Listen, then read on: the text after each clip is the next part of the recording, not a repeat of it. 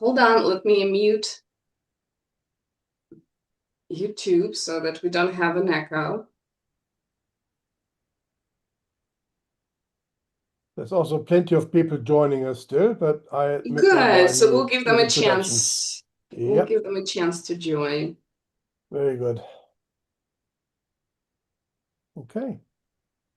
All right. And here we go. Welcome everyone to the Reflection series. We hope you survived the cold winter and are ready for some fantastic linguistics. I'm Lydia Grabinova, and my co-host is Cleanthus Groman. And this is Reflections, where we celebrate generative syntax, its foundations and developments. And we're doing this by inviting longstanding scholars to reflect on their early work and their current perspective. We've now had 9 amazing talks, which you can watch on YouTube, and we'll post the link in the chat shortly. And today we're continuing with our 10th talk, which Cleanthus will introduce in a moment. But before that, let me tell you about our plans for next year. They're very exciting. So after exploring the foundations for 3 years now, we've decided to change our theme, and it will now be structure building in syntax and beyond. We have 2 great speakers lined up already. Chris Collins will open this new chapter for us in November. And then in January, Heather Newell will continue with a talk on structure in phonology. So Chris Collins will introduce the talk on merge, actually, and Heather Newell will tell us about structure in phonology. So we'll be playing with structure building everywhere and enjoy it. So that's what's coming up. But before that, we still have 3 exciting talks on foundations. So try to enjoy them as much as possible.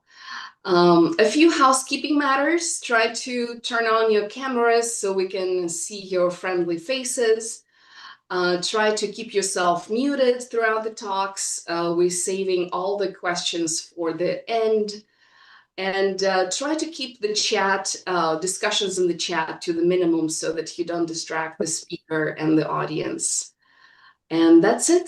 Cleanthus, it's over to you. Great. Well, a big hello and welcome to the Reflections Winter Edition from me too.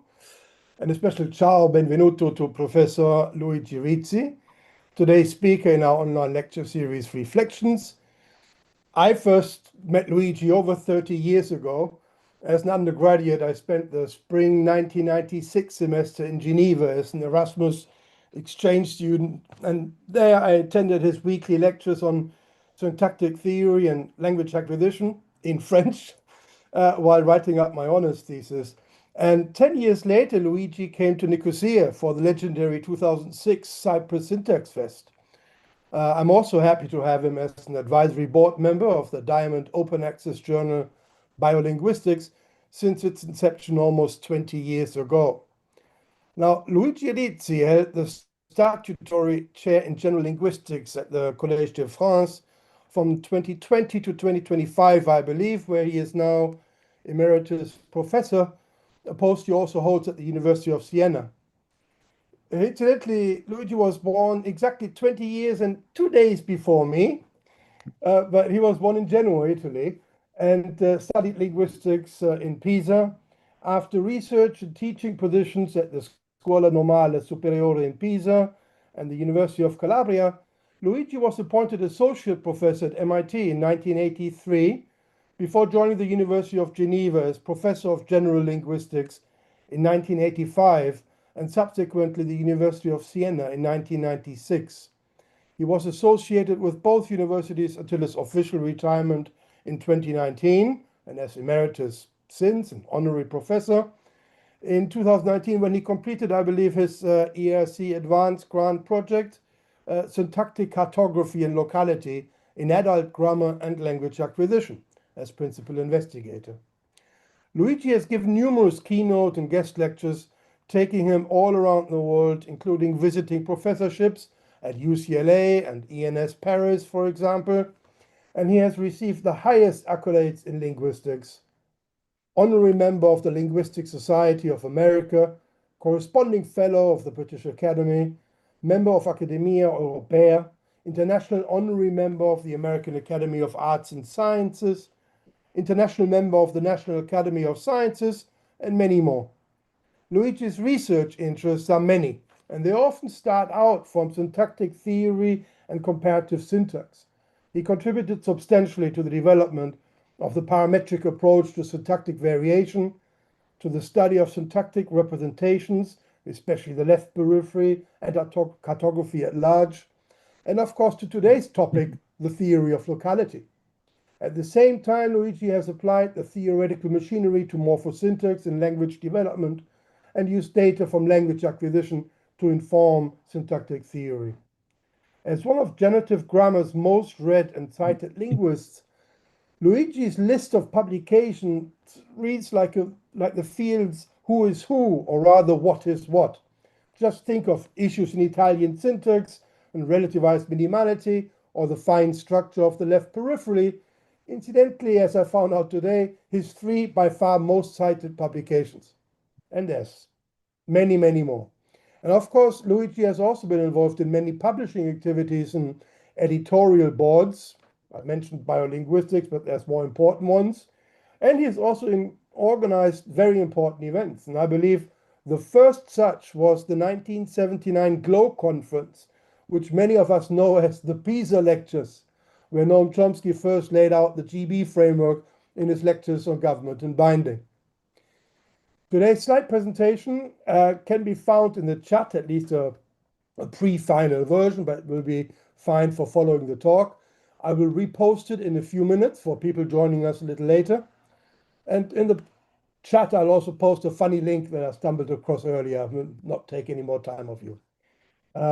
In any case, all registered users received the slides PDF by email already, and it's also going to be available on our homepage. Now, please welcome with Lydia and me to Reflections, Professor Luigi Rizzi, who will present Locality, History and Current Ideas. Luigi, the virtual floor is yours. Okay, thank you very much, Cleantis. Let me first thank you and Lydia for inviting me to this exciting series of lectures. Let me try to share my PowerPoint.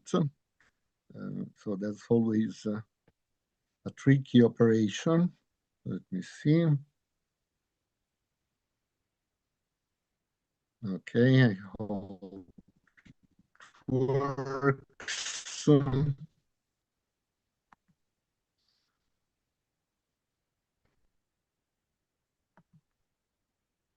Okay, so I hope you all can see my PowerPoint. Now, the topic today is the theory of locality. Here's a little map of what I intend to do. I'd like to focus on two concepts of locality, which have been implemented in different ways in the history of generative grammar: impenetrability, locality, and intervention locality. I will discuss a redundancy between these two principles. So or ideas, there are more. The W.H. Highland constraint, another classical topic of inquiry in generative grammar. And then I'll try to ask the familiar question: can we reduce the redundancy?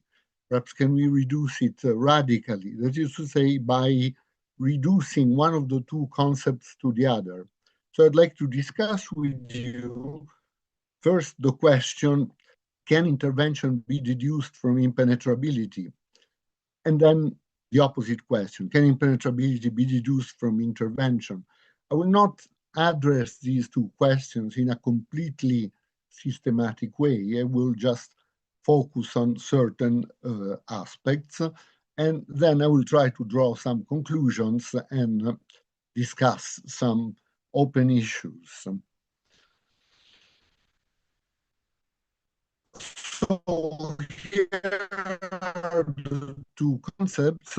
Impenetrability says that certain syntactic configurations are impervious to local dependencies.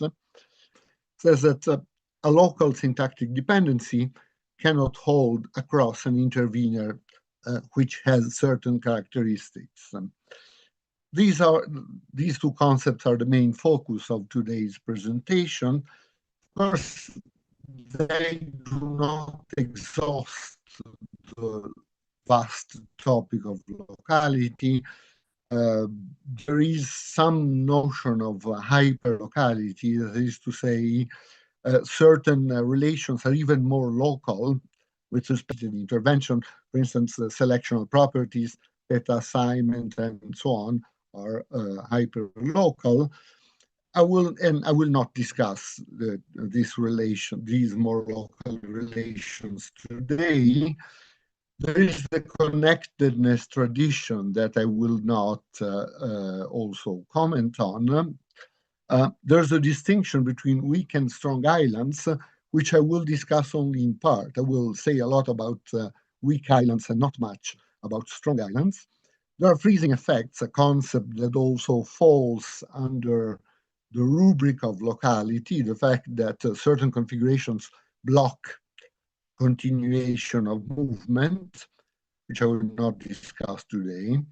There's the topic of anti-locality, which also will not be touched upon in today's presentation. So let me give a brief list of different implementations of impenetrability and intervention locality. As for impenetrability, the first idea that comes to mind, of course, is Ross's island constraint, right? You cannot penetrate a complex NP in that sort of structure. Then there are impenetrability principles that are introduced by Chomsky in conditions on transformations. The first systematic attempt to structure the theory of universal grammar. So the tense death condition, for instance, is an impenetrability principle, the subjacency condition.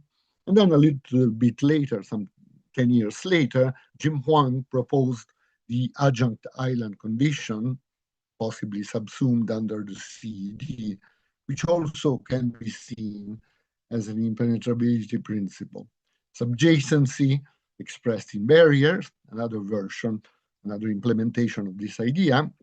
And then in the years 2000, the phase impenetrability condition, which in a kind of Lego combines ideas of previous principles. Essentially, what it combines is the core idea of subjacency with the idea of the escape hatch taken from the tense death condition. Then intervention locality. Under a certain interpretation, the very first locality principle proposed by Chomsky in 1964, the A over A condition, can be seen as an intervention principle in the sense that the higher occurrence of the A node blocks access to the lower occurrence. So it's more or less an intervention constraint, even though defined in terms of dominance rather than of C command. Then Rosenbaum's minimal distance principle is essentially an intervention locality principle. You should go for the closest controller in control relations. The specified subject condition can be construed as an intervention principle, particularly in Luigi Burzio's approach to the binding theory, in which the subject, in a sense, is the quintessential antecedent of anaphors, and as such cannot be crossed in an antecedent-anaphor relation. Then superiority also can be seen as intervention locality principle. Linebarger's scope constraint on the licensing of polarity items also, and other scope-related constraints, some of which have been worked out on the syntactic side and some on the semantic side. We'll go back to the issue of the syntactic or semantic nature of the relevant locality effects around the end of the talk. Then relativized minimality in its positional and its featural versions, and the derivational analogs of relativized minimality, the minimal link condition. So relativized minimality is a representational principle. Chomsky proposed in the minimalist program derivational variants of the same concept, essentially. The minimal link condition, attract closest, shortest move, minimal search. These are all variants of the same idea. They are not empirically equivalent. There are certain differences, but in a sense, they, I think, implement in different ways the same core intervention idea. Now, in this talk, I will really be focused on two representatives of the two types of conditions.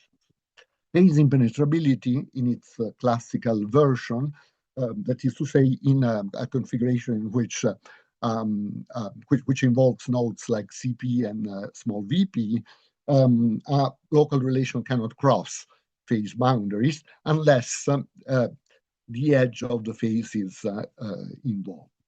And then relativized minimality, which I will assume in its representational variant, saying that a local relation between X and Y is disrupted if an element Z intervenes and Z is of the same type as X, given a certain typology of positions, point which I will come back to. Now, there are certain redundancies, and the usual, the familiar issue arises, can we eliminate the redundancy? In fact, the problem has been raised. Some people have tried to deduce intervention from impenetrability, and also the opposite deduction has been considered. So let's look at the redundancy that I've mentioned. This involves the WH island constraint, a topic that has obsessed me ever since 1977. So we'll talk a lot about this kind of obsession of mine. So in terms of intervention, the WH island constraint follows in the following way. If you take an embedded question and you try to extract another WH element, like how in 3B, the relation is disrupted because this process crosses an element of the same kind, another WH element, who. Okay, that's the traditional view, whereas if you extract a WH element from a declarative, as in 4B, for instance, this is possible because there's no intervener of the same kind, no element of the same kind, no other WH element which blocks that kind of process. The redundancy is that this property also follows under rather straightforward assumptions from phase theory, right? If we take a classical phase theory with CP and small vp as phase nodes, and the edge of the CP is occupied by a WH element, as in 3B prime, then extraction of another WH element is not possible because that would violate PIC, the phase impenetrability condition. Whereas extraction from a declarative, as in 4, is fine because the edge of the phase is available, so you can move an element through the edge and then up to the main close. So then let's ask the question, can one reduce completely intervention effects to impenetrability effects to the phase impenetrability condition in particular? I'd like to offer 4 arguments which suggest that a complete reduction of the WH island and related phenomenon to phase impenetrability is difficult or not feasible in an explanatory way. The first has to do with the complexity of the CP system. There's more structure in the CP system than traditional phase theory assumes.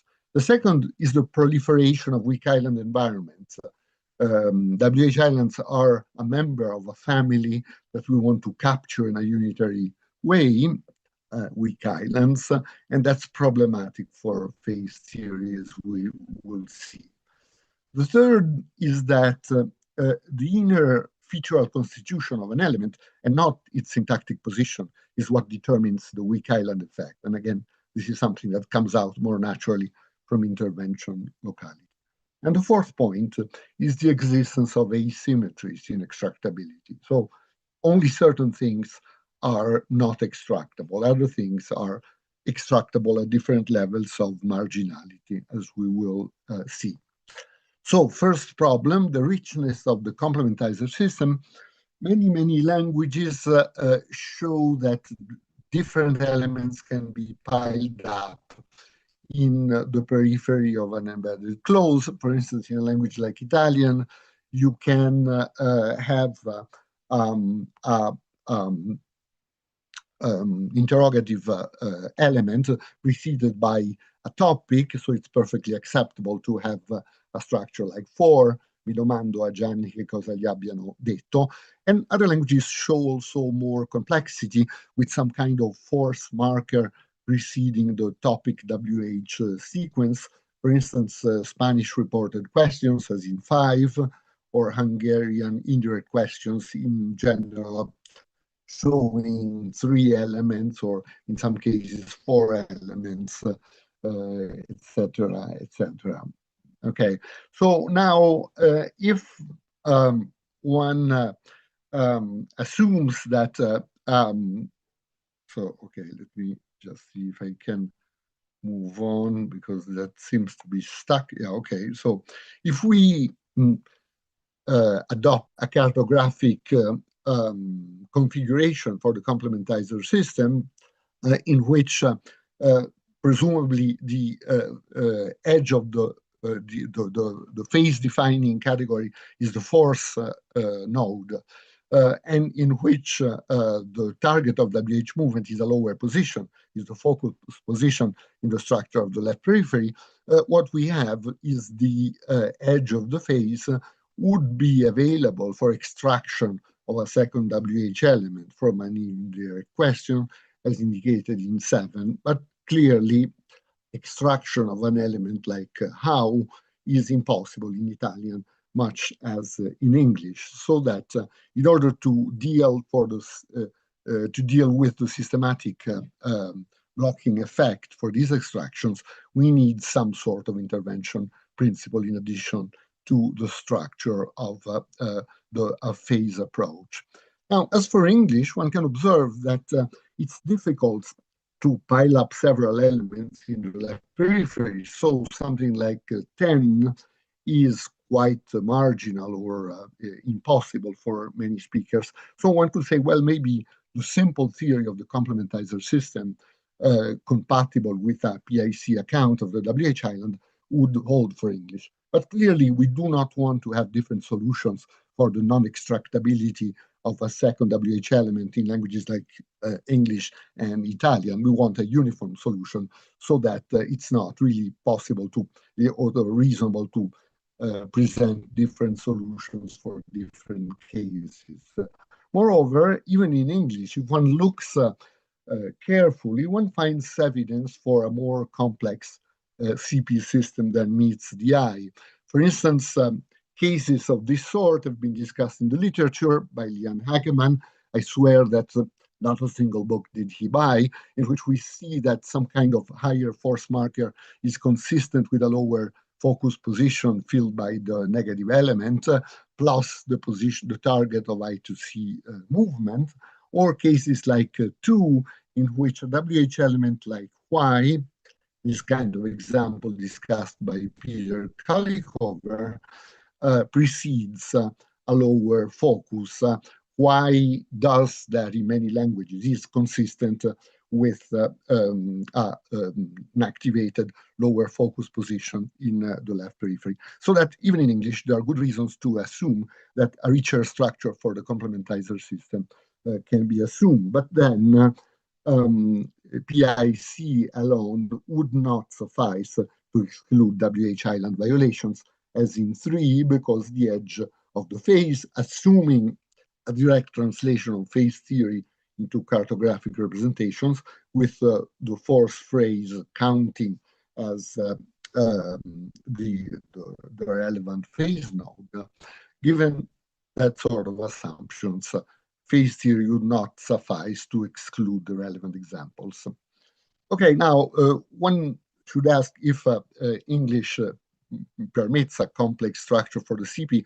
Why is it that there is this contrast between 4 and 10? So why in English you cannot have a topic, you cannot easily have a topic occurring with a WH element, and here we can assume some version of the Chomsky-Cinque analysis of English topicalization, by which the topic is connected to its variable through the null operator, so that the representation would be something like 10 prime, but then this null operator will be close enough to the WH operator to give rise to a minimality effect. So through a minimality approach, we can account for the difficult compatibility of topics and WH elements in English, whereas in languages like Italian, as topicalization does not involve null operators, there would be no problem of locality occurring in this kind of configurations.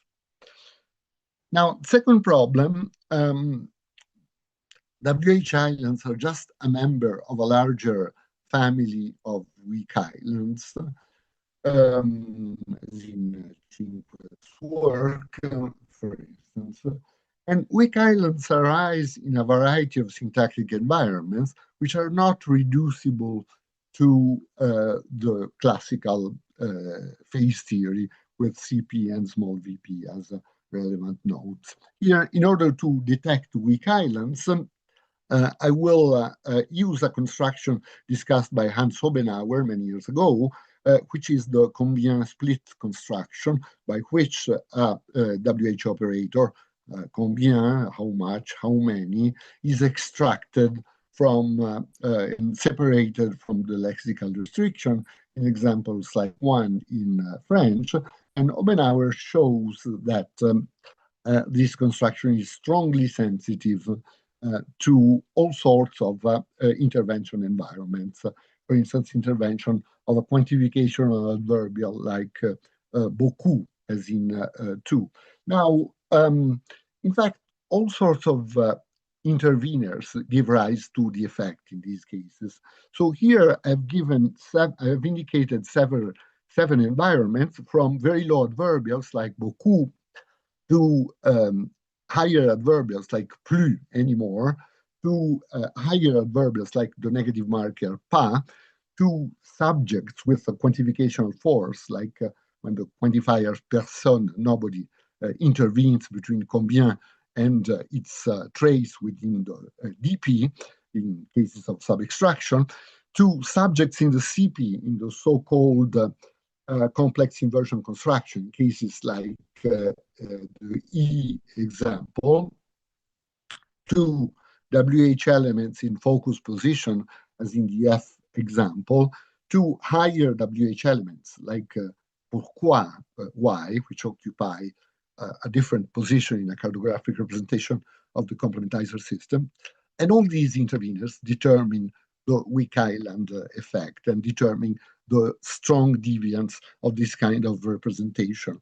So at different heights of the syntactic tree, from very low adverbials to higher adverbials to different subject positions to different elements in the complementizer system, we have the relevant effect. Okay, so here's some cartographic evidence about the postulation of these different positions, but I will skip them in the interest of time. And I'll just focus on the problem that this raises. So in classical phase theory, with CP and small vp as phases, we cannot account for this proliferation of weak island effects. Of course, one could say, well, one can revise phase theory, as a number of people have proposed, and say that more phasal nodes can be assumed.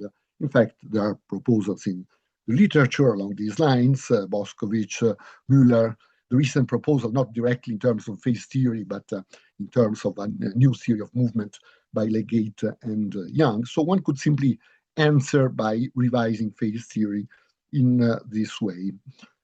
But there is a third problem that is immediately relevant here. So the locality effect depends on the inner featural constitution of the intervener and not on its position at the edge of a given node. So this was noticed years ago by Christopher Lenzlinger, for instance, who observed that quantificational adverbs like beaucoup, a lot, determine the effect in examples like 15. Some non-quantificational adverbs, which also appear in the low part of the clausal structure, like a manner adverbial, like carefully, for instance, do not determine the effect. So you have to look at the inherent featural constitution of the position to see the effect. Similarly, if you take, for instance, a subject position in the complementizer system in the so-called complex inversion construction, we see that if the subject is referential, as in 20, combien Jean a-t-il consulté de livres, there's no effect, there's no weak island effect to speak of in this example. Whereas if the subject is a quantificational element, like the negative quantifier person, we observe an effect with the deviance of an example like 19. So you have to look at the inherent featural constitution of the intervener, not just at its position. And this is something that comes out naturally in an intervention approach, whereas it's less easily expressible in a phase-based approach. And then there's the selectivity. That is to say, not everything is unextractable in the relevant domains. I mentioned here 4 types of selectivity: arguments versus adjuncts, Jim Huang, subject versus predicate. Mark Boltin made that observation. For instance, the subject and a predicate of a small clause, if we try to extract them, we get a clear distinction between the two cases.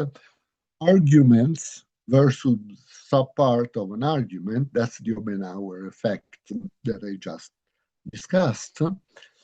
And then de-linked arguments are more easily acceptable than non-de-linked arguments, as in Cinque's work and my own work.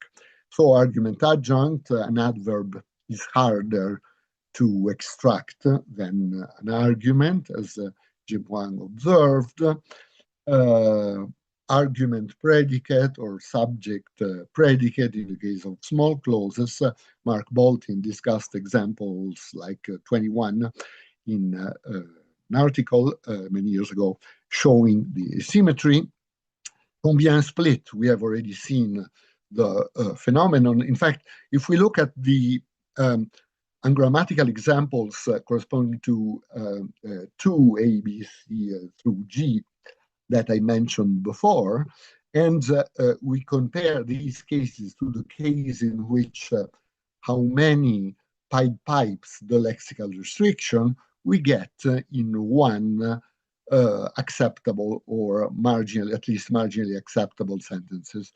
So there is this clear split between complete arguments and sub-extraction of WH operator like combien. Similar phenomena have been observed in the Germanic languages by a number of people. And so that is also an asymmetry that should be dealt with. And then discourse linking. Here I took a few examples from the insightful review of relativized minimality by John Frampton. So elements that are naturally discourse linked, in which the range of the variable is presupposed, like which, in Pesetsky's sense of discourse linking, as in 1A, are more acceptable than configurations in which discourse linking is harder or impossible, as in the how many dollars example that Frampton discussed. And there are cases in which a phrase like how many X behaves differently depending on the nature of the lexical restriction and on the context. So 2A is much easier to delink. So the question may be about not just the cardinality of a set, but the membership of a set of books. Whereas an examples like to be, how many dollars do you wonder whether I think are on the table, is much harder to be delinked. And Frampton observes we get a clear distinction between the two cases. Okay, now delinking effects are interpretive in an obvious sense, right? They have to do with topicality or, presupposed character in discourse, but there's clearly a syntactic component. This is to say, the delinked lexical restriction must be pied by WH movement in order to get the improvement in cases of extraction. If you take a language like Italian, in which the lexical restriction could be separated from the quantifier in examples like 26b through necliticization, so quanti pensi che ne abbiano risolti, so ne, how many do you think that of them they solved? This kind of configuration across a weak island does not survive, so that there is a clear contrast between 27a, in which the lexical restriction has been piped, and 27b, in which the lexical restriction has been sub-extract, has been moved to the embedded clause, and then the WH element has been sub-extracted alone. So it's necessary for the delinked lexical restriction to be piped in order to get the amelioration effect. Even if 27b could be consistent with a delinked interpretation, still it would be deviant.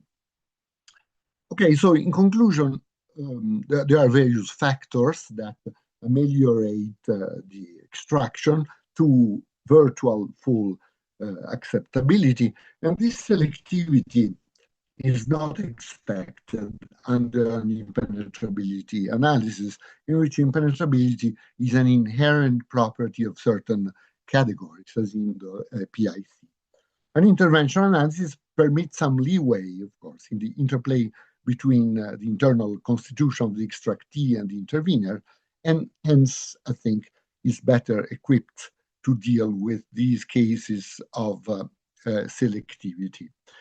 So, in our respective monographs in the early 1990s, Cinque and I proposed two distinct mechanisms, one very sensitive to locality and another one less local, the second one being accessible to delinked expressions and so on and so forth. Of course, it would be desirable to try to unify them, the two mechanisms, and various attempts have been made by Rita Manzini, for instance.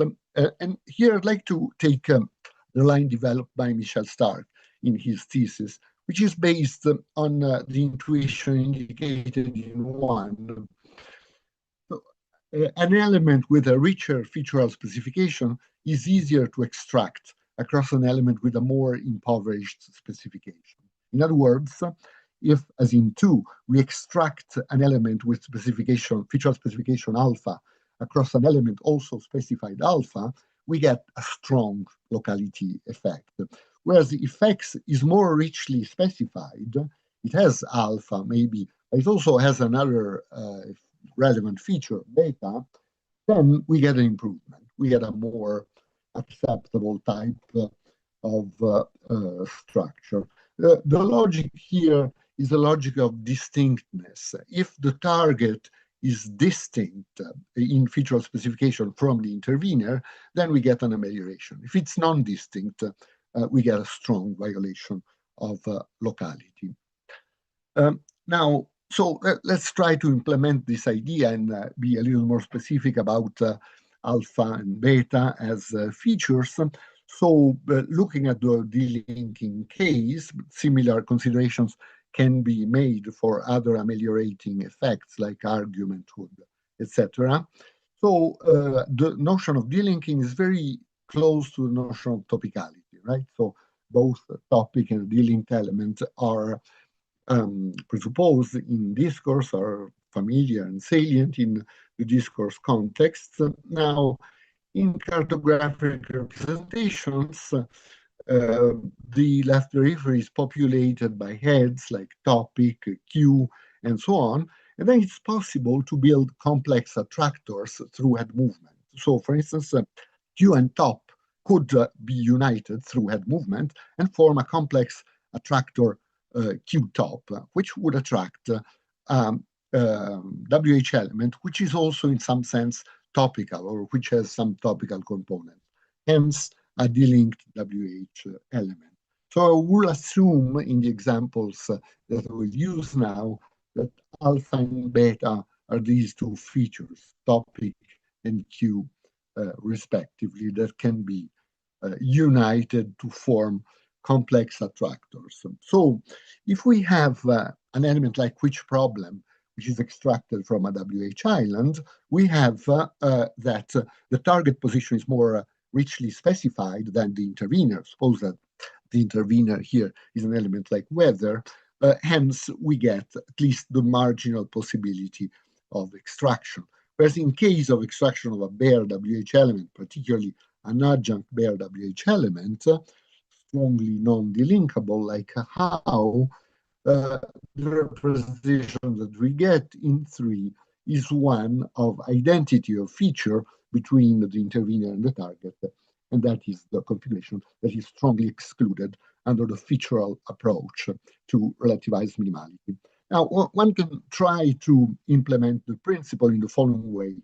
One can look at relativized minimality as a principle that assigns penalties to cases of relations across interveners. Now, this penalty can be 0 if the intervener and the target are disjoint. They have nothing in common. They're completely distinct, so that there's no penalty in this case. The penalty can be weak if the intervener only partially matches X, like the case in which X is more richly specified. There'll be a set theoretic relation of inclusion with a weak violation of the principle or weak penalty attributed to the structure. Then the penalty could be strong if Z fully matches the intervening element. They would be completely, intervener and target to be completely non-distinct. Hence, we would have a strong disruption. Okay, what are the relevant features? Not any imaginable feature, of course, but the features that are crucially involved in the operations we are looking at. They are crucially involved in the triggering of movement. Okay, so that's the set of syntactic feature that we are looking at. Okay, so we have the 3 set theoretic relations in the featural constitution between the intervener and the target, disjunction, which is fully acceptable, inclusion, in which as in 2, which problem do you wonder whether John could solve, in which the intervener partially matches the target, and we get a deviant structure to some extent, but we get a stronger deviant in the case of identity between the feature specification of the target and the intervener, as in 3, as in the case of how extraction from the relevant configuration. Now, let me say a few things about the graded acceptability and how graded acceptability effects can be dealt with in grammatical terms. Our standard assumption is that the grammar only offers binary distinctions. Like, so either something is generated by the grammar and it's grammatical, or it's not generated by the grammar and it's ungrammatical. Of course, the empirical domain of acceptability judgments is much richer. We have nuanced gradients, nuanced gradations of acceptability and reproducible gradations of acceptability across speakers. And so what can we do about that? Again, a rather standard approach is that such hierarchies of acceptability are determined by extra grammatical factors, like performance factors of various sorts, and they interact with the binary distinction provided by the grammar. But it seems to me that this way of looking at things is not optimal, in that it leaves a very rich empirical domain of graded judgments, again, a very reproducible domain, entirely outside the reach of grammar.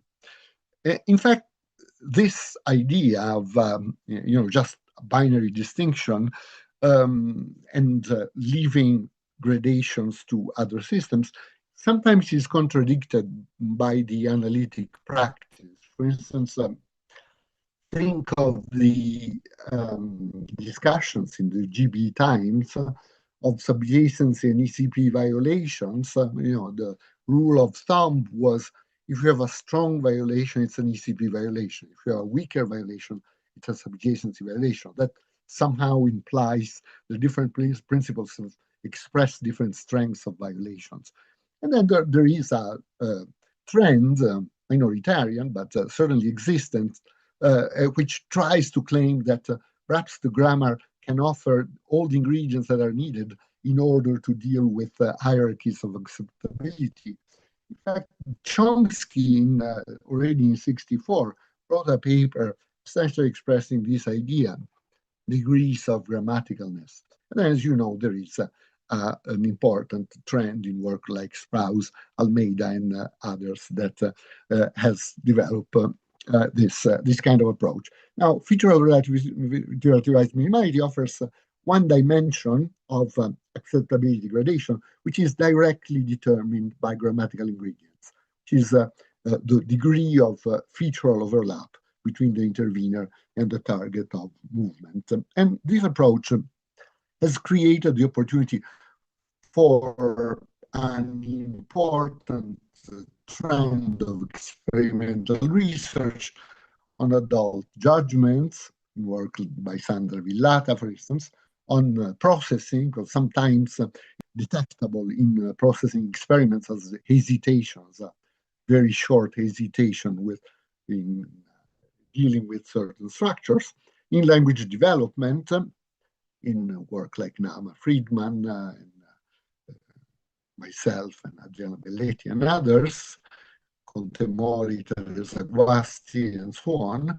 In language pathology, work by Nino Grillo, Garraffa and Grillo, and again, Nama Friedman's work. I will not be discussing this experimental work, but in a sense, this is a consequence of the particular way of looking at violations made possible by featural relativized minimality.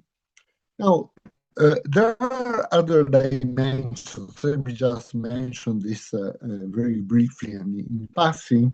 Going back to a discussion with John Bailing a couple of months ago. The observation here is that the good cases, the cases made permissible by featural relativized minimality, in fact, do not all have the same status. So if we extract a complete argument, delinked argument across negation, negative island, we get a result which is virtually fully acceptable, as in 1A in French. Combien de livres n'a-t-il pas consulté? Maybe there is a slight hesitation whenever you move something out of negation, but fundamentally you feel the structure is fully acceptable. Whereas if you extract the same kind of restriction from WH island, as in 2A, you get a result that is marginal. You want to put one question mark, two question marks, it doesn't really matter. But here there is a certain feeling of marginality. Combien de livres il se demande comment il pourrait consulter? That's somewhat marginal. The corresponding English example have also a comparable marginality. So why is it that within the good cases we get these additional differences? Let me go back for a moment to the discussions with the minimalist approach, with Chomsky's approach in the early years 2000, when I proposed feature-based of relativized minimality based on the notion feature classes. So my observation was that something like the minimal link condition is not straightforwardly able to capture weak islands because, for instance, If you take cases of extraction of a WH element from negation as in 1, clearly we are not looking at exactly the same feature. The negative intervener does not have a Q feature, a feature that is attracted by the higher attractor, and still we get an effect, right? So that led me to formulate the principle not in terms of identity of feature, of attracted feature, but in terms of feature classes.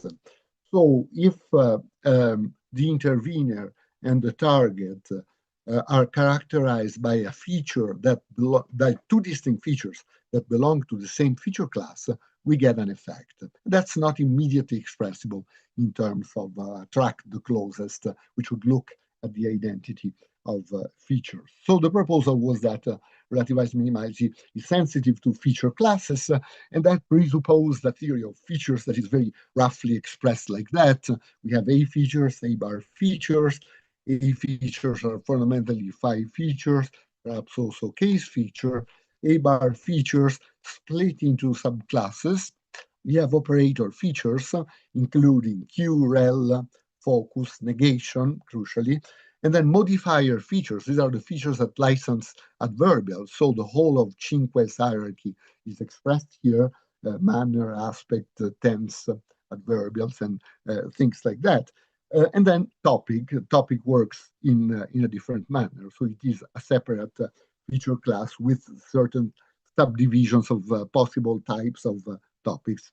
And there is a certain level of cross-classification because certain modifiers are also operators, like, for instance, quantificational adverbials like combien clearly also belong to the operator class. In any event, we have two levels, the level of feature classes and the level of individual features. So now it could be that these two levels have a disrupting effect, which is not exactly the same. So an overlap, as in 4, an overlap of feature is more disruptive than an overlap in feature class. And this assumption may be able to capture the problem raised by John Bailey. There are other reasons for making that assumption. One is my old work on the on violations of the WH island, which I observed that in Italian, extraction through relativization from a WH island is virtually almost perfectly acceptable, whereas extraction in a question, as in 3b, is more clearly marginal. So in spite of the fact that relatives and questions both involve operators, in one case we have exactly the same relevant feature, like Q, the Q feature, whereas in the other case, we have two different features belonging to the same operator class. Okay, so back to the problem I raised. In the case in which we extract a full argument, delinked argument, like combien de livres from negation, we have a very weak effect, if at all perceptible, due to the fact that combien and pas belong to the same feature class, whereas in case in which we extract the same sort of element, how many books, from an indirect question, we have an overlap of feature, the same features involved, not just the same feature class. So that the different behavior of negative islands and WH islands in terms of full or less than full acceptability of the relevant cases can be captured. So we are now trying to combine two types of gradients, one having to do with the distinctness hierarchy and the other having to do with the overlap of feature class versus the overlap of features. This gives rise to a richer typology with more intermediate steps than the one we considered before. So we have on top of the hierarchy of acceptability cases of simple disjunction in which no intervener has anything in common. Then immediately underneath the case of inclusion, but with the overlap only in feature class, not exactly in the same feature. That would be the case of extraction from a negative island of a complete discourse-linked DP, which only determines a kind of a slight hesitation. Then the third degree would be a case in which we are still in an inclusion configuration, but with in which the overlap is exactly the same feature. So here we try to extract something like how many books in 3 from an indirect question.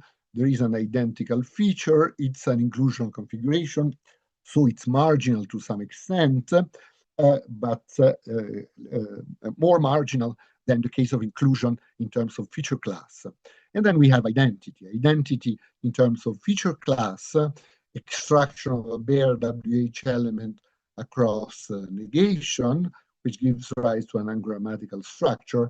And then there is theoretically a 5th degree of unacceptability that is generated by these assumptions, which is identity in terms of feature class. Now, the distinction between 4 and 5 awaits careful scrutiny and careful experimental analysis to see if it is substantiated or not. But it is clear that in this way, we can increase the degrees and generate predictions that can then be tested.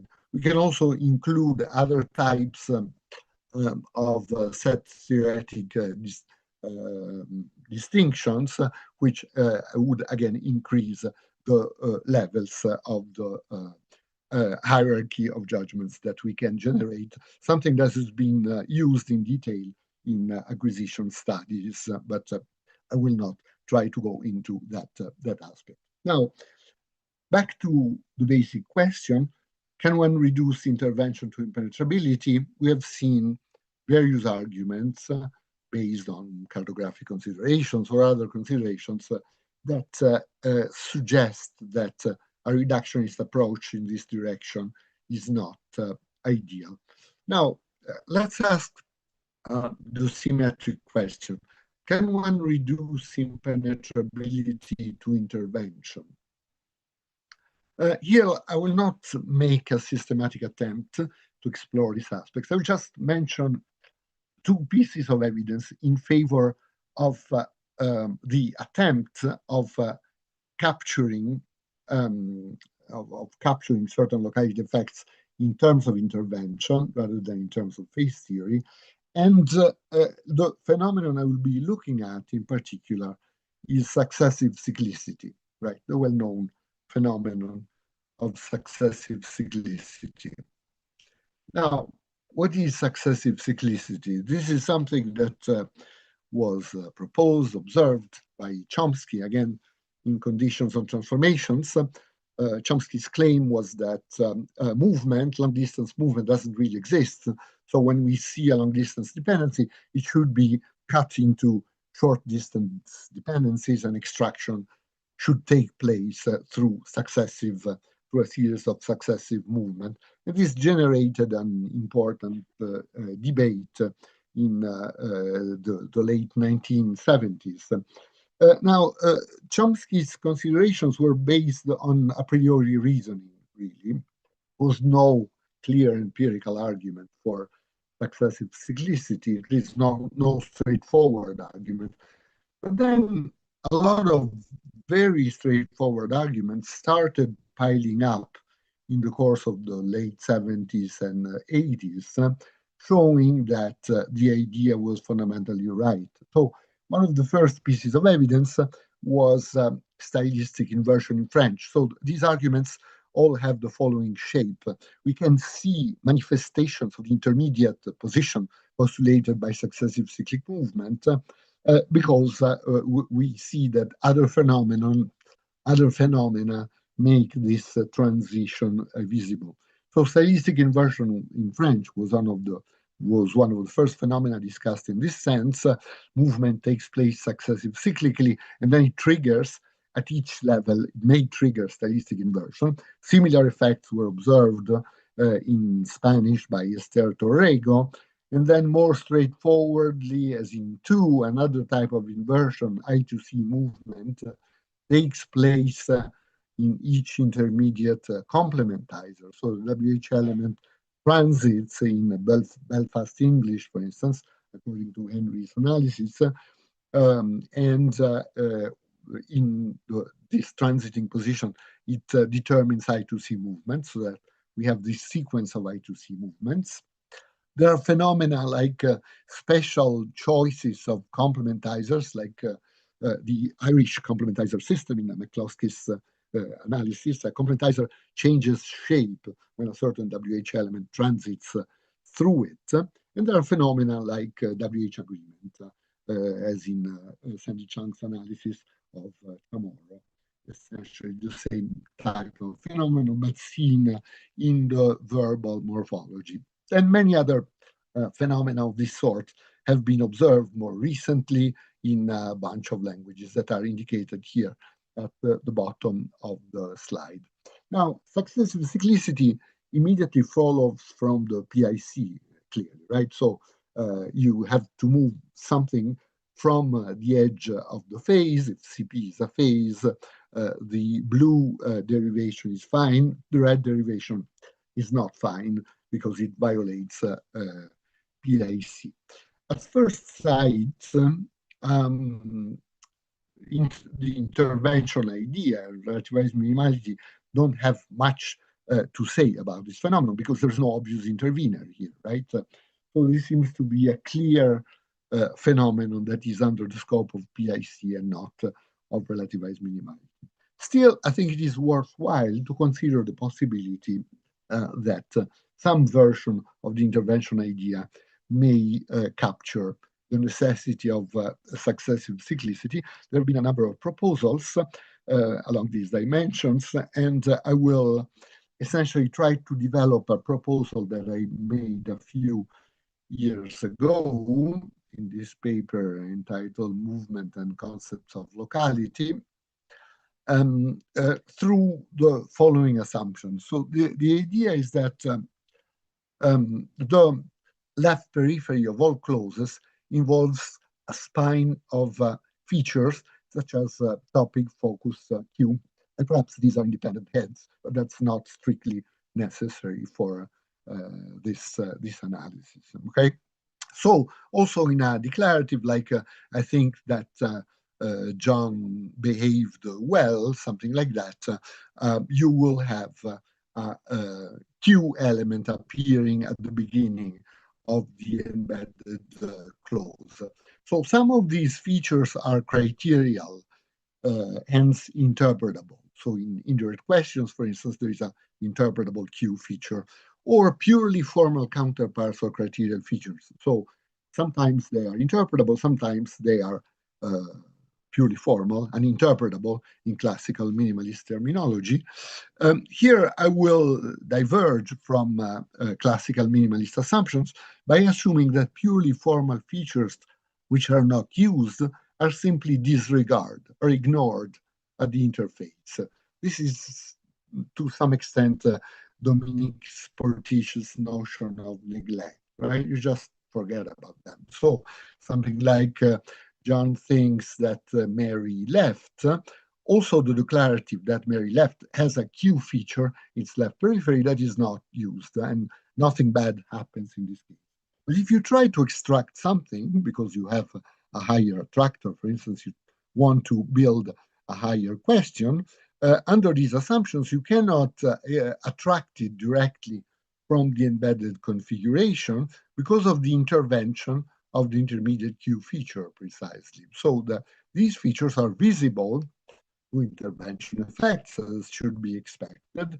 Hence, the only possibility is that extraction will take place successive cyclically. This is can be assumed that the CP for the CP layer, and similarly for transition at the small VP periphery, I'll make the assumption with Adriana Belletti that also the small VP has a set of criterial features of that sort, which again can be purely formal or criterial or interpretive. Okay, so basically in this way we mimic the effect of phase theory. So in a sense, CP and small VP continue to be special nodes, if you want, because they can have these special discourse-related features. But can this approach be differentiated empirically from a phase-based approach? I'd like to discuss and then conclude two types of evidence that suggest that there is an empirical distinction between the two approaches. One has to do with Sandy Chung's discussion of WH agreement in Chamorro.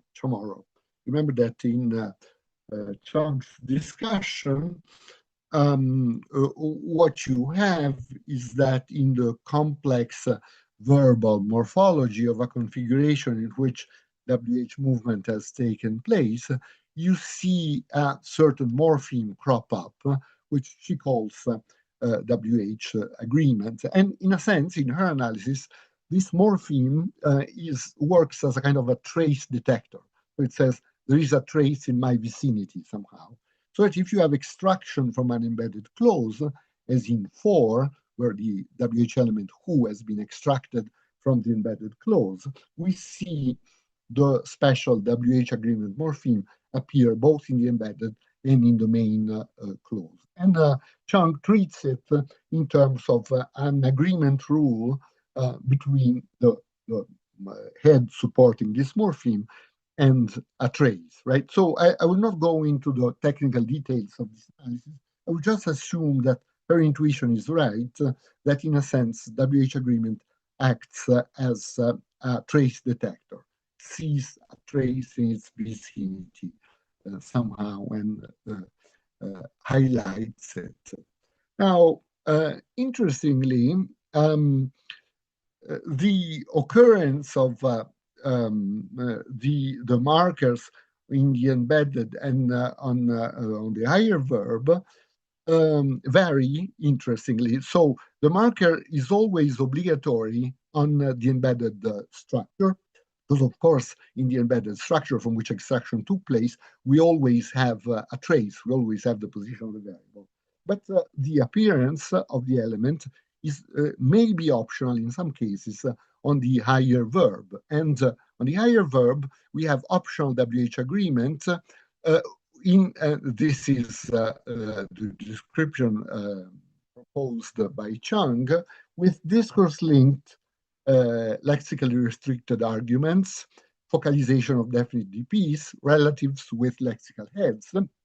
Whereas WH agreement in the main clause is obligatory with adjuncts, with bare WH arguments, particularly what, and focalized element like no one, and so on, relatives with heads like someone, something, and so on and so forth. So as the Chung observes, the list of cases in which the intermediate trace and the intermediate WH agreement is obligatory or optional exactly matches the list of items sensitive to WH islands in my work and in Cinque's work. Okay, so if extraction of an element like how much takes place, as in example 1a, WH agreement in the main clause is obligatory, whereas if an element like which story is extracted, then the element, the WH agreement only optionally agrees. If we take the idea that WH agreement is somehow a detector of traces, this amounts to saying that in the case of de-linked argument extraction, extraction can take place in a fell swoop, essentially, without an intermediate trace. Whereas in the case of the adjunct, it's necessary to move through the embedded complementizer.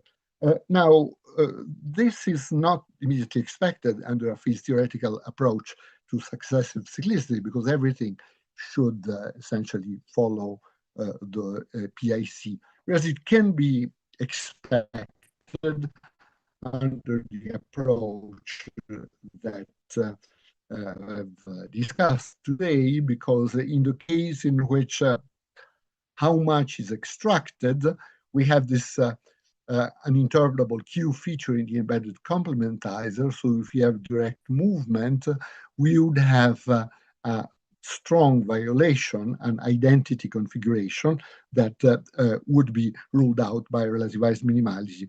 Whereas in the case in which story or a delinked WH element is extracted, we can use the complex attractor trick, so Q and top, so that something could be attracted across the intervener, the pure Q intervener, because that's the only obligatory presence that we postulate under this analysis in the embedded complementizer system. And therefore, the structure would be possible under the version of relativized minimality that I have suggested. Okay, so that's one piece of evidence. We have asymmetries in cases of extraction from embedded clauses in Chamorro. And there are somewhat similar indications in extraction from embedded что clauses in Russian. Here again, I will base this observation on a recent paper by John Bailing. It has been observed already by Chomsky on the WH movement and by a number of other people that in Russian it's difficult to extract from что, that, plus indicative clauses. But Bailing observes that there are asymmetries which are fully comparable to the asymmetries that we observe in the cases of extractions from weak islands. So, for instance, if a which book is extracted from a что declarative, so you think that, and so on and so forth, we get a marginal result. But if we try to extract a bare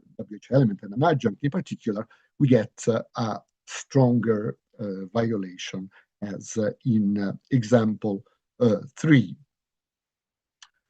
And to complete the picture, scrambling can extract elements from embedded clauses. Again, this is taken from one of Bailing's papers. And so there is a clear contrast between extraction through scrambling, like paper here has been extracted through scrambling, and WH extraction from a что declarative, which is marginal, as we have seen, and then adjunct extraction is strongly deviant. Okay, so that's the state of affairs by putting together these two papers by Bailing. In cases of extraction out of что clauses, arguments are marginal, adjuncts are excluded, and scrambling is fine. And all these contrast with extraction from STOBI plus subjunctive clauses, which are fully transparent, so everything can be extracted.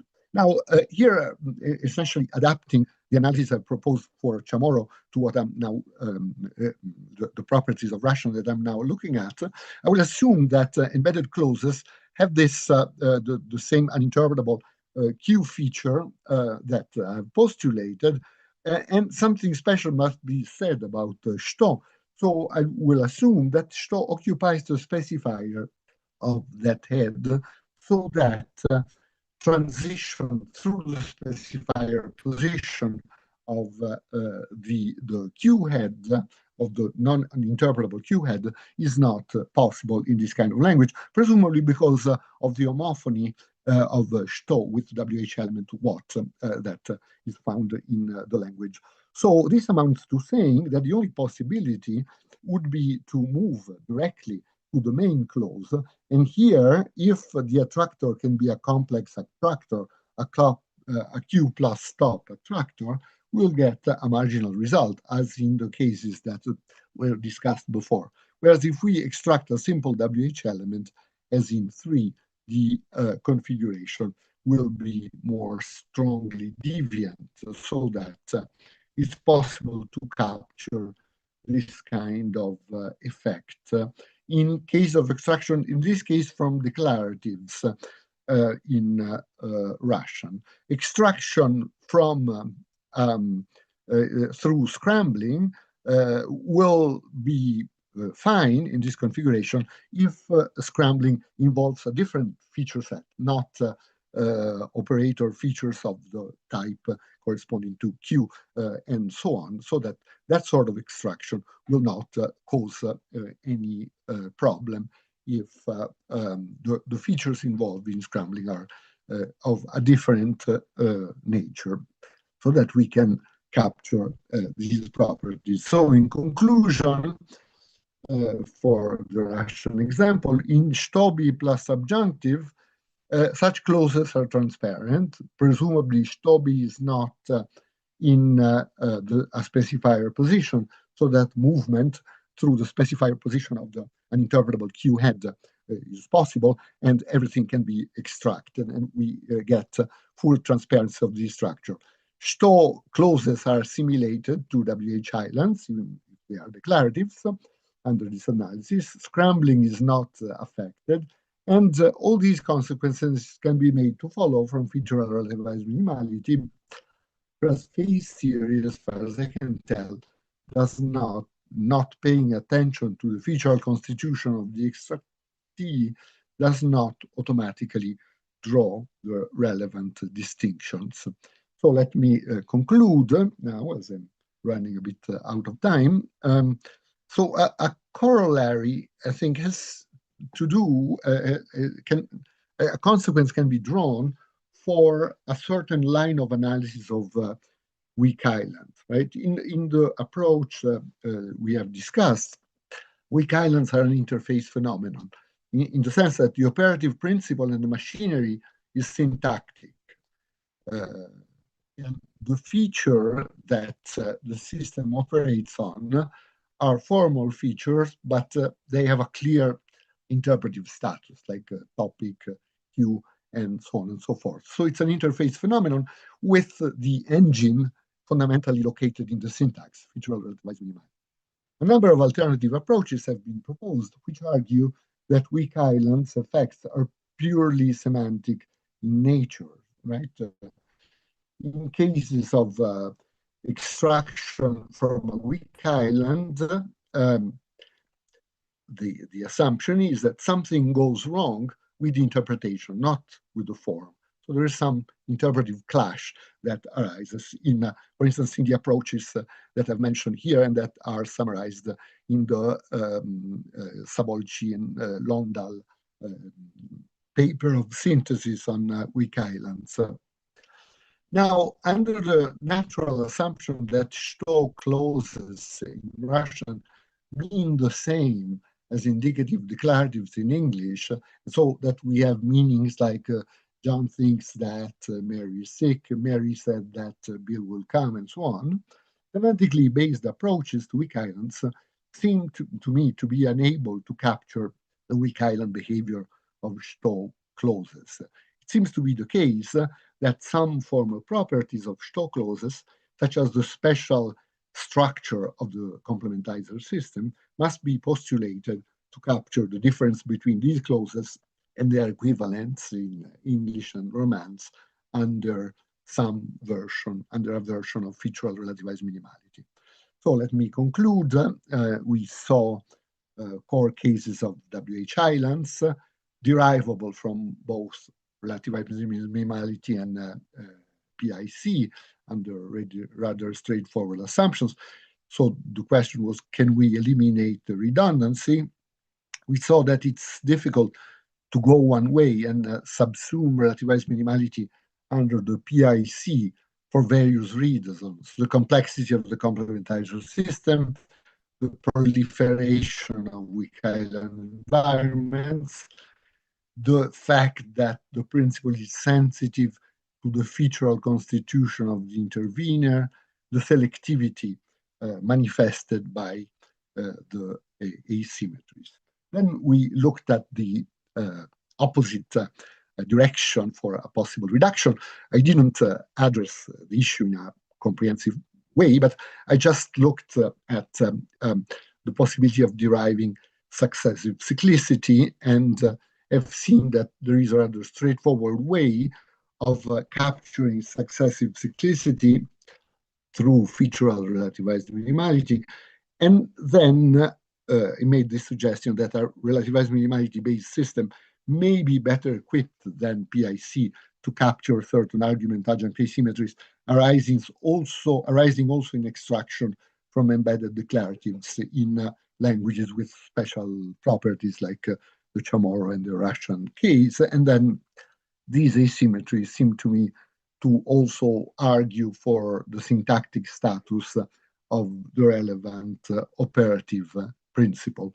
And I will conclude on this note. Thank you very much. Thank you very much. There's the, here we go.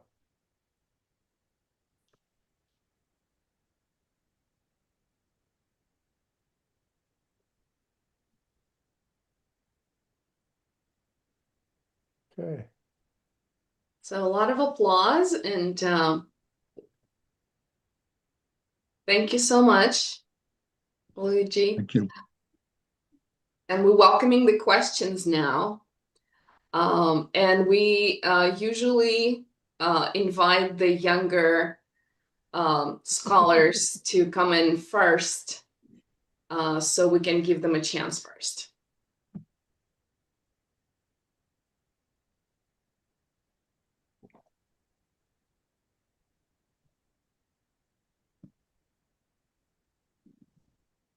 Fabian, would you like to start?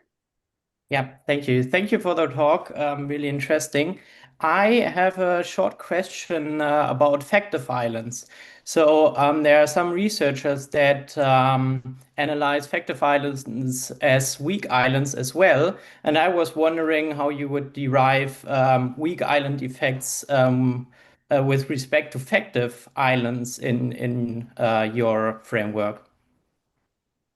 Yes, thank you for your question. In fact, of course, there are many gaps in my presentation. Basically, I didn't say anything about strong islands, so that's a major gap, and so I leave open the question of how they should be treated. Now, in the case of factive islands, again, the standard assumption in the literature is that it gives rise to asymmetries. So if that's the hallmark of weak islands, that should be a case of weak islands. Of course, the natural way, one possible natural way of looking at the effects would be to assume some kind of operator, right, in factive islands. I mean, factivity must be expressed one way or another. And so by assuming some kind of factive operator, one could try to derive the effects. There are other cases in which there may be hidden or overt operators that would determine the effect. For instance, many cases, perhaps all cases of adjunct islands could be analyzed in part along these lines. Some adjunct islands are quite straightforwardly look like free relatives, more or less. So it's like a when questions, for instance, in which it's kind of easy to assume an operator, as in Hageman's approach to these effects. And so this is pretty straightforward. There are other cases in which it is much less straightforward to see what happens. But so the question would be, are these weak islands? In other words, do we get the asymmetries? For instance, in complex NP structures with clauses that are complements of nouns, and then how we want to derive these structures. I do not have anything interesting to say at the moment on these cases. But for factive islands, I would definitely try to push the analysis to include them. Yes. Thank you.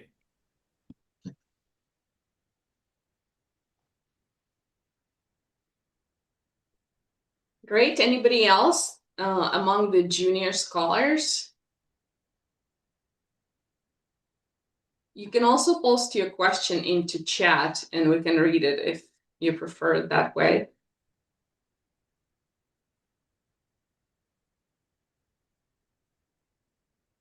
Yeah, in that case, I would really appreciate if somebody read the question, because I'm not very good at multitasking. So if I start reading the chat, I don't answer the questions, essentially.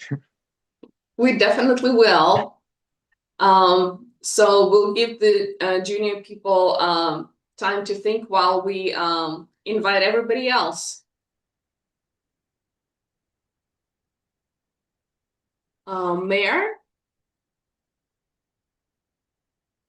you are muted. If you could unmute yourself. Hi, it's pronounced Moira, my name. Moira, I'm sorry. Thank you, Luigi, for a great, lovely talk.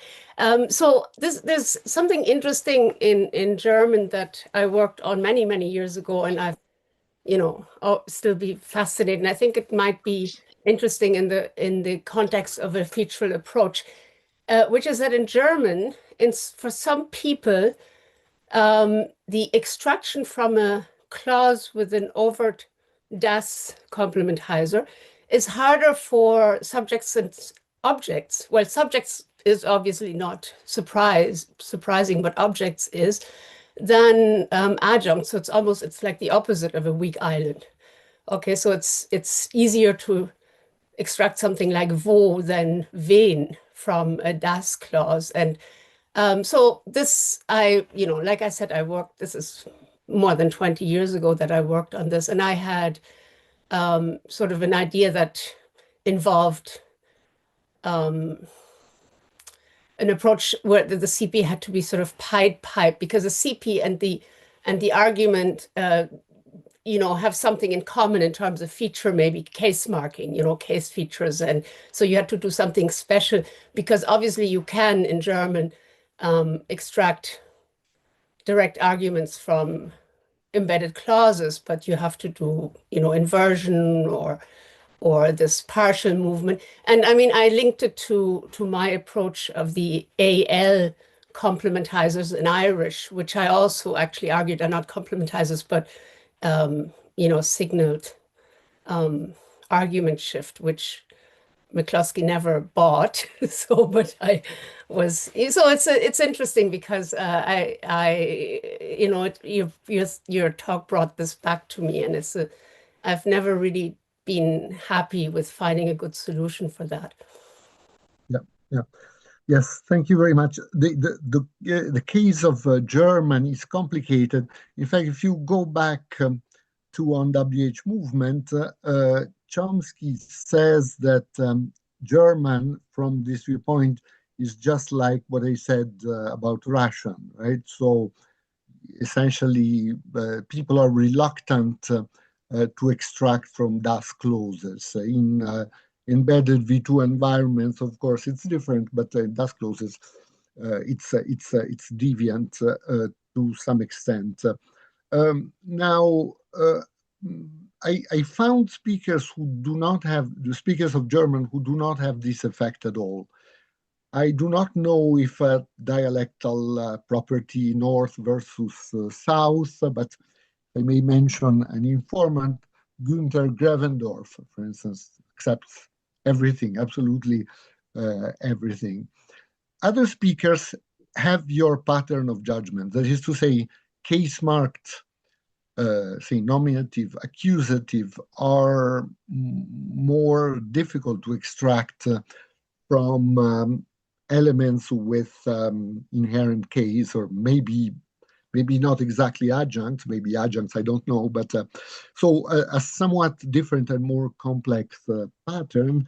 If I remember correctly, many years ago, Giuseppe Longobardi was trying to capture precisely that generalization, but that was well before the times of relativized minimality. So now I should try to go back to, well, what would be important, of course, is the identification of a coherent judgment, which cuts the cake exactly along the lines of what you suggested.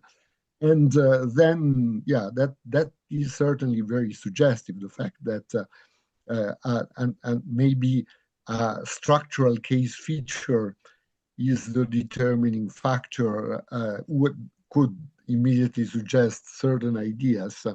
But it's I will refrain from making any immediate proposal. But that's extremely interesting and relevant. Let me just say that the empirical situation of German seems to be extremely complicated for the variety of dialects that have been discussed in the literature. But that's an extremely relevant remark. Thank you. I agree about that, and that was one of the problems because my judgments did not coincide with a lot of other speakers. Yeah. Thank you. Thank you. Okay, Stephen.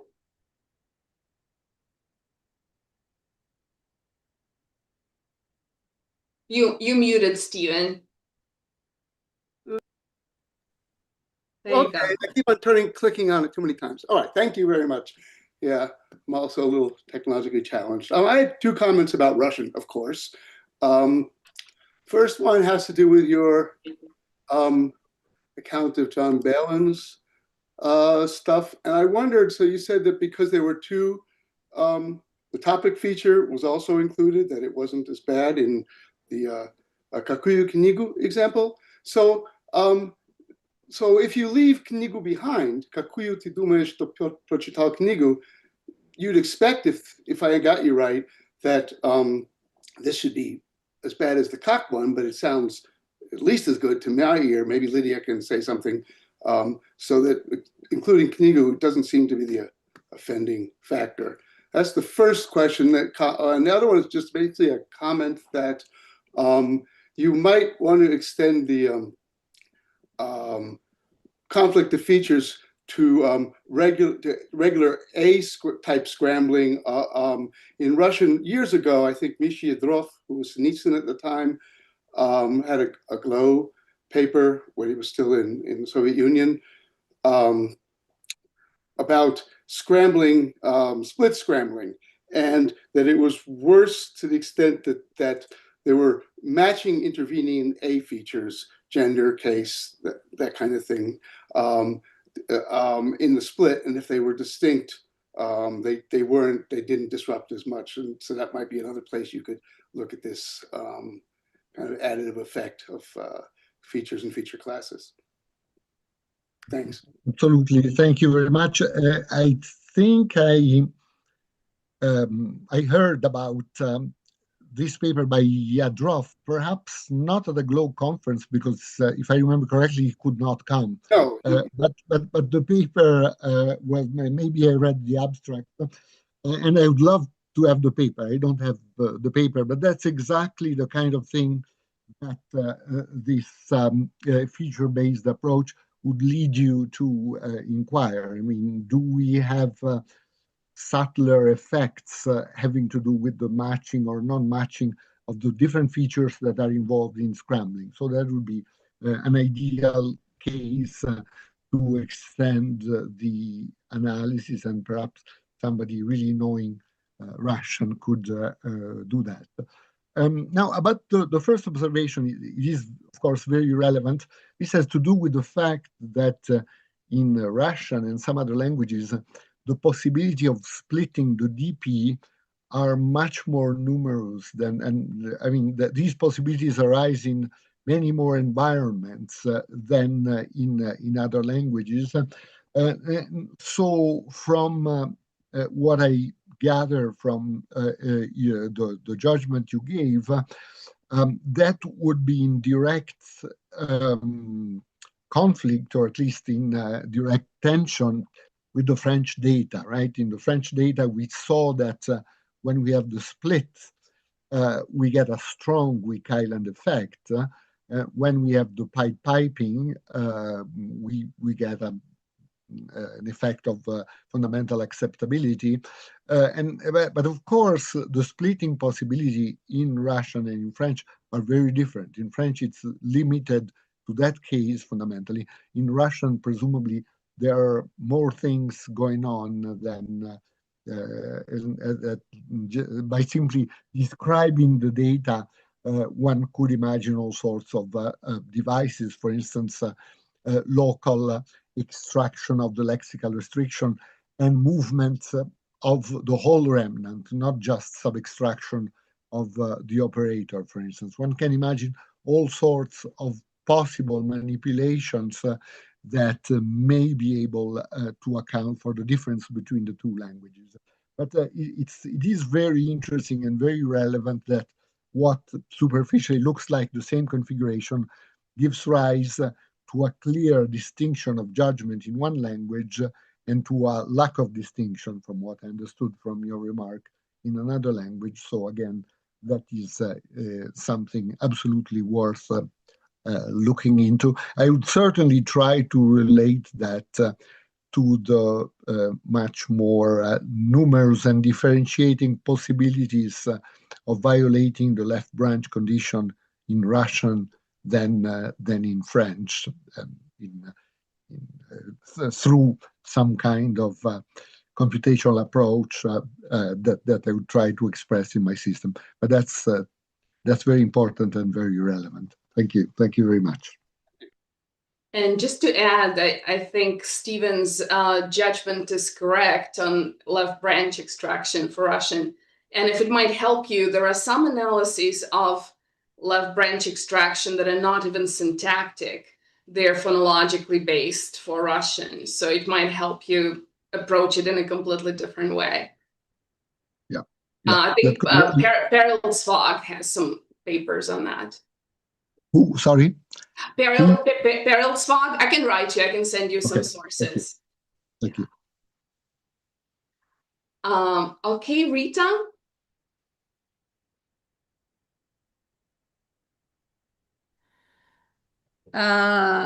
Yes. I'm sort of interested in this gradation of judgments that you talked to us about. Slide 46. And that's very relevant also for your experimental work, and it comes up in psycholinguistic works and processing work quite independently of your topic today. Now, you were more explicit on it than many other times, but I'm still not exactly clear how you implement it. So let me put it to you this way. I mean, one possible implementation is essentially optimality theory, OT. So you have a set of constraints and you rank them, right? I don't know your system very well, but there is some sort of a subset, sort of ranking of, feature, class of feature. And then if you violate all of them, then you have a worse violation than if you violate. So I'm not sure, Luigi, if you've thought about, the exact way in which you want to implement these ideas, or if you have something to say. It's actually an extremely, relevant topic. Thank you, Rita. I agree. I fully agree. There is one aspect that I really don't know how to implement, which is to try to give a more precise quantitative dimension to these effects, right? Here we're just saying this is more acceptable than that, and that is more acceptable than something else. So you get hierarchies of that sort. At some point, I talked about penalties. The locality principle. Well, without necessarily buying the whole ideological infrastructure, there is a similarity for sure, absolutely. The basic intuition is that the gradient, there are different dimensions. There are two dimensions of gradients that I tried to put together. One is the set theoretic relation. So intuition is this, fundamentally. You get a stronger locality effect the more the intervener is non-distinct with respect to the target, right? So the best case of non-distinctness is disjunction, right? So you look at the set theoretic relations. Disjunction means that the two elements do not have relevant features in common. And they may have something in common, and in that case, it depends. If what they have in common is the only feature of specification, so you have identity, then you get a strong violation. If there is this subset-superset relation, as in the cases of extraction of a D-linked WH element, you get something intermediate. So the intuition is the intuition of distinctness as expressed by the set theoretic relation between the featural characterization of the element. Then I tried to combine this with the distinction between overlap in feature, exactly the same feature is in common, or overlap in feature class, saying the overlap in feature class, it gives rise to a somewhat weaker effect than overlap in exactly the same feature, right? Then I tried to combine these two things. Now, if I had a quantitative theory of the penalties, it would be, that would be the way to go fundamentally. I do not have such a theory for the moment, and I don't think I will develop one. But it seems to me that the intuitions are clear enough for somebody willing to play with quantitative dimensions to try to propose something more structured on these things. So some sort of, yeah. Yeah, if you see a similarity with optimality theory, that's absolutely fine.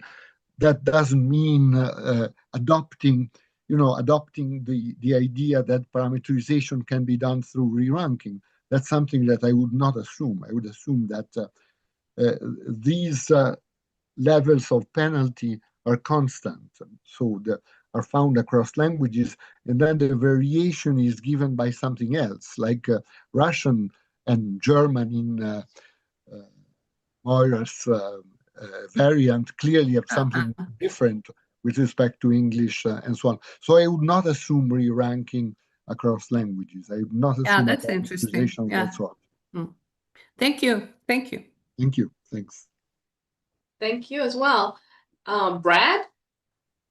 Hi, thanks very much. This was a really interesting talk. My question is actually somewhat related, I think, which is to your description of this gradients also I thought was very interesting, and the idea that more overlap would cause more deviance brought to mind some of the work in from the psycholinguistic perspective on islands, where they attribute island effects largely to processing difficulties. And in particular, I was thinking of a nice experiment done on Hebrew, in which they contend that it is really about whether or not you can retrieve the referent from memory.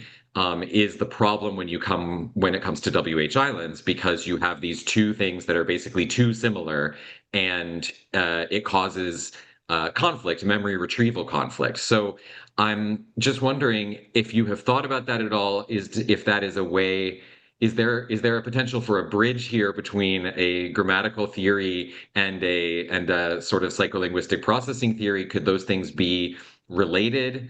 I would just be curious to hear your thoughts. Yeah. Yes, thank you very much. Yes, let me first give the punchline. The punchline is that I think that there are grammatical elements involved. So I do not think that islands can be completely reduced to processing effects for various reasons. One is that some of the relevant sentences, take the negative island, for instance, are very simple sentences which may have 3-4 words fundamentally. So it's whereas when you have a multi-clausal structure, it's reasonable to look at the memory process that of the burden on memory that these configurations create.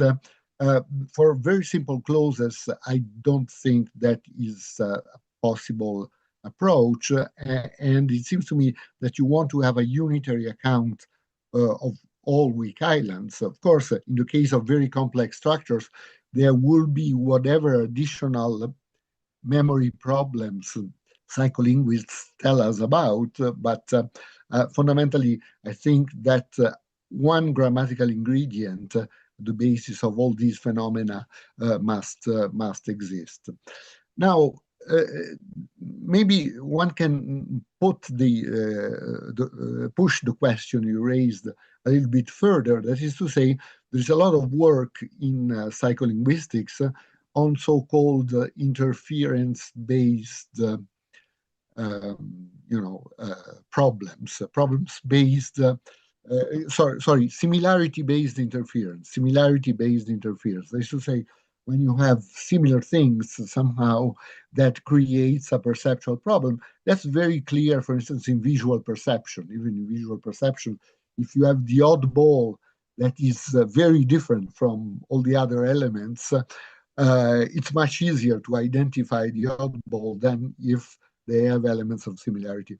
And so there's very interesting work by psycholinguists like Vasist, for instance, on this kind of on similarity-based interference. Now, it seems to me that one can think of relativized minimality as a kind of grammatical encoding of that more general process, the more general issue that arises in very different cognitive domains. So clearly it cannot be the effects cannot be clearly and directly deduced from similarity-based interference, but there are these issues that arise in different modules, in different cognitive domains, and in each cognitive domain, they have their own embodiment, their own way of being implemented. And I think that relativized minimality is what happens in language fundamentally. So you want to keep a certain conceptual connection with these broader phenomena, perceptual phenomena that have been identified in other domains. But it seems to me that there is a clear grammatical basis. You cannot really do away with the grammatical basis as far as I can tell. Thank you very much. Thank you. Thank you.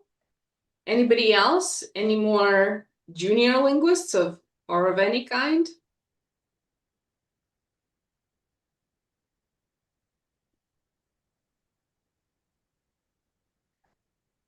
Okay, then might I ask a quick question? Luigi, I really enjoyed your idea about classes of features. And I was wondering if you're formalizing it somehow in the derivational sense. Would it be some sort of super feature? Derivationally, how do you implement the feature classes?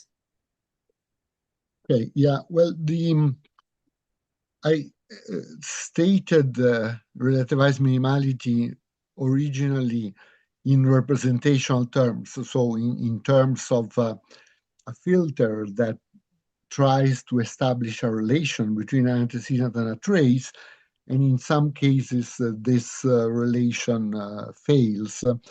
I consider minimalist principles like shortest move and the other variants, minimal search and so on, as derivational variants of the representational principle. And then I continue to phrase things in representational terms. At some point, I tried to find evidence to disentangle representational and derivational principles. It's very hard, really. It's extremely hard. There are empirical differences, as I tried to suggest. For instance, the fact of expressing things in terms of feature class rather than of individual feature is more naturally expressible in a representational system. In a derivational system that says attract the closest, you naturally look at the closest feature of a certain kind, right? But I'm sure that there are clever ways of expressing derivationally also a minimality effect expressed in terms of feature classes. Now, feature classes are expressed somewhere, of course, in the system. There are these hierarchies of classes with a certain amount of cross-classification, as I said, because A positions can be quantificational, as I said. When a subject position is occupied by a quantifier, it gives rise to a minimality effect, as we have seen. Certain adverbials are non-quantificational, other adverbials are quantificational, so that there is a certain amount of cross-classification. In that sense, the elegant tree that I presented is a little bit misleading because we have these cases of cross-classification. But yeah, that's the best approximation I can suggest at this point. So I'd look at things representationally. I'd continue to look at things representationally and look at the effects derived through the kind of formalization that I have proposed, even though undoubtedly there are many variants that one can imagine. Thank you. Thank you so much. Anybody else? Rita, you still have your hand up. Do you have anything else? I think that's just you just forgot to lower it. That's okay. Anybody else? Otherwise, we're getting close to 2 hours, and I can start wrapping up. Yeah. Okay, I will wrap up. Thank you so much. Thank you so much, Luigi, for a fantastic talk and discussion. We're very, very grateful. And let me announce our next talk, which will be on April 15th, same time. Hilda Koopman will tell us about her reflections on head movement and phrasal movement. So should be very interesting, and we hope to see you there. And until next time, take care. Thank you very much, Bye. Luigi. Thank you very much. Thanks. Thanks, Lydia and everybody else. Bye-bye. Bye-bye. Bye. Bye.